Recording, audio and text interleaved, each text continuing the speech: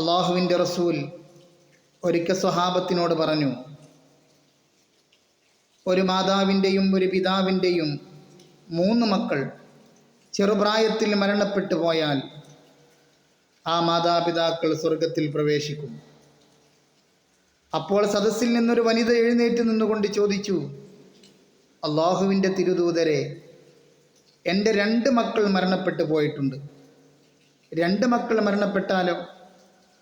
അപ്പോഴും അള്ളാഹുവിൻ്റെ റസൂല് പറഞ്ഞു, 2 മക്കൾ മരണപ്പെട്ടു പോയാലും മാതാപിതാക്കൾ സ്വർഗപ്രവേശം നേടും. ഉടനെ സദസ്സിൻ്റെ മുക്കുമൂലകളിൽ നിന്ന് ഒരുപാട് സ്വഹാബി രത്നങ്ങൾ എഴുന്നേറ്റു. നബിയെ, ഞങ്ങളുടെ ഓരോ മക്കൾ മരണപ്പെട്ടു പോയിട്ടുണ്ട്. ഒരു കുട്ടി മരണപ്പെട്ടു പോയാലോ ആ മാതാപിതാക്കൾക്ക് സ്വർഗം ലഭിക്കും.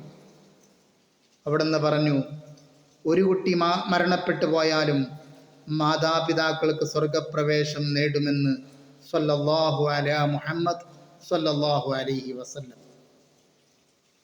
ഞാൻ ഇസ്രാ മിഅ്റാജിൻ്റെ രാത്രിയിൽ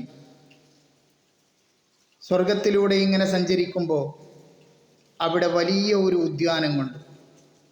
മനോഹരമായ ഒരു പൂങ്കാവനം. അതിൽ നിറയെ ചെടികളും പൂക്കളും നിറഞ്ഞു നിൽക്കുന്നുണ്ട്. ആ പൂക്കൾക്കിടയിലൂടെ നക്ഷത്ര സമാനമായ കുറേ കുഞ്ഞുമക്കൾ ഓടിക്കളിക്കുന്നുണ്ട്.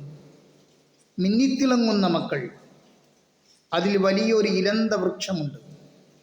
ആ വൃക്ഷത്തിൻ്റെ താഴെ സുസ്മേരവദനായി സുന്ദരനായ ഒരു മനുഷ്യൻ ഇരിക്കുന്നതും ഞാൻ കണ്ടു. ഞാൻ എൻ്റെ സന്തത സഹചാരിയായ ജിബ്രീലിനോട് ചോദിച്ചു, ജിബ്രീലെ, ഏതാണ് ഈ മനോഹരമായ തോട്ടം? ആരാണിവിടെ ഉല്ലസിക്കുന്നത്? അവിടുന്ന് പറഞ്ഞു, നബിയെ, അത് അകാലത്തിൽ പൊലിഞ്ഞുപോയ കുഞ്ഞുമക്കളാണ്. ആ ഇരിക്കുന്നത് ഇബ്രാഹിം നബി അലൈഹിസ്സലാത്തു വസ്സലാമാണ്.